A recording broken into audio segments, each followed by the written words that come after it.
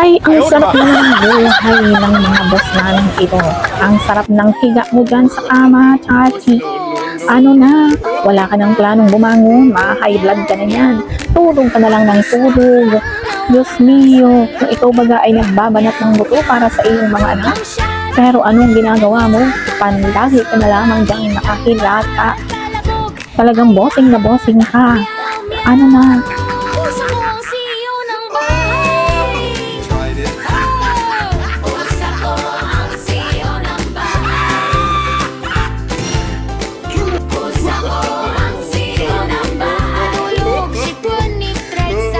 may paghikap pa talaga ang Chachi. Ay naku, Chachi. Ano ka na? Mukhang bumangon ka na din pero mukhang tulala ka pa rin. Kumain ka na ba, Chachi? Ha? Hindi pa. Ay, mami at ipaghahanda ko kayo mga bossing ng inyong pagkain. Mukhang busy pa yata ang inyong farm mom na si Ate Ella. Kaya mamaya ako na ang magbibigay ng pagkain. Hikap.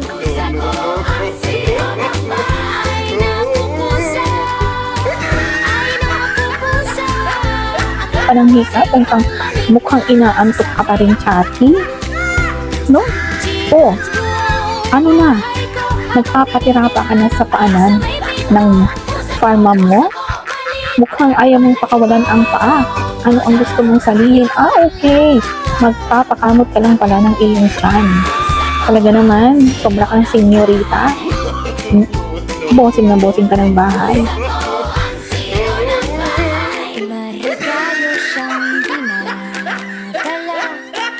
So ayan, palong ka na naman ng iyong farm mom. At kailangan kasing linisan ang iyong mga muta at ang iyong mga kulangot. Diyos me, alagang-alaga kang masyado, tapos mamaya mangangalmot ka, magagalit ka. Ay naku, ayaw mo pa talaga magpalinis. Hindi ka yan gaganda, Chachi, pag hindi ka nagpalinis. Magpapalinis ka ng mga muta mo at saka ng mga dumi mo sa ilong.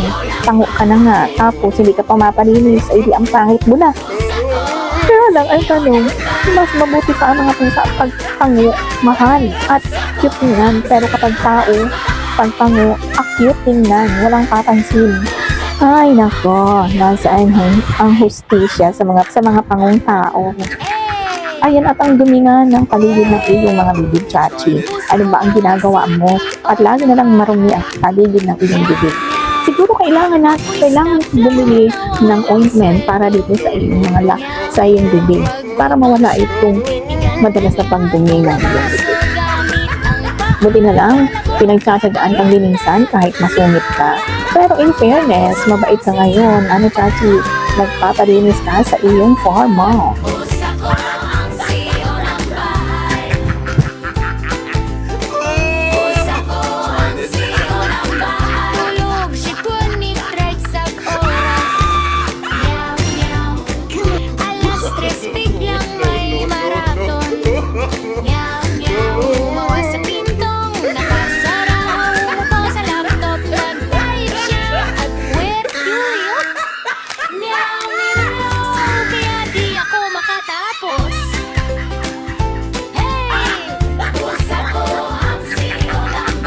At ito naman nga si Gotti.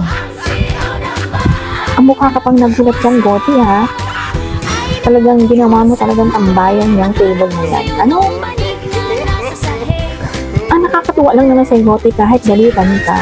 Talagang yung sweetness na pa rin sa iyong farm, no? Hindi nawawala.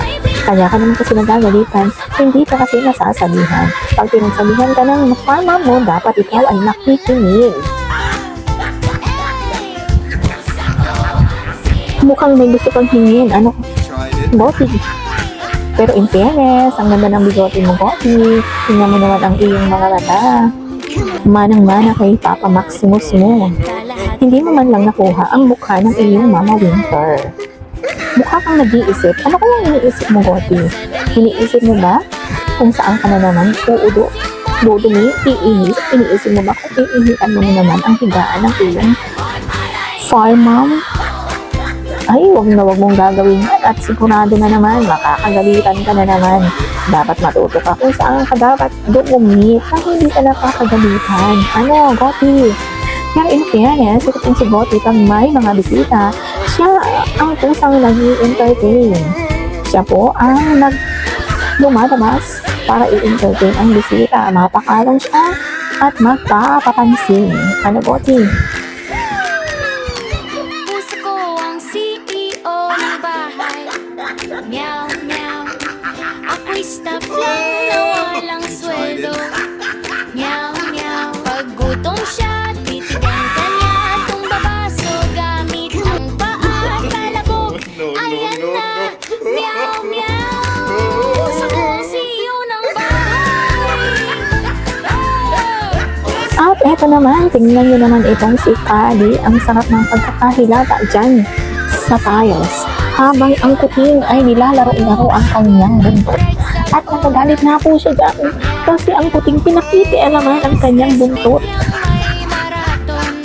Bakit ba naman kasi kuting ikaw ay nakikialam ng buntot ni Ate Kali mo? Ito nga pala kung kuting na ito ay mga anak ni Tati. Pero naparehong na namin sila. Kaya wala na siya sa amin. Tingnan nyo naman ang Kali. Pagalaw-galaw ng buntot. Pagkatapos pag nilalaroan ng kuting, nagagalit po yan. Ang mga pusang ito, ang sarap ng buhay. Pahila-hilata.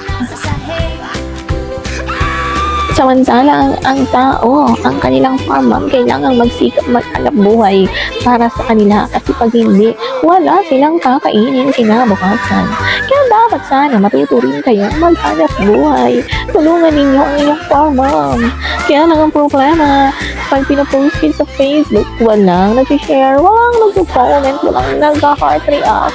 Kawawa naman kayo mga mami kasi hindi malakas ang appeal ninyo sa audience. Butiki, salamat ha. Lambing niya, kagat sa daliri, sa paa, tapos limasimot yan ko. Pero bawal kalmon, aray, meow! Pusa ko ang siyo ng bahay. Pusa ko ang siyo ng bahay. Ayan, at bango na siya. Nagalit siya, nainis siya dun kay kuting. Mukhang nagalit na si Kali.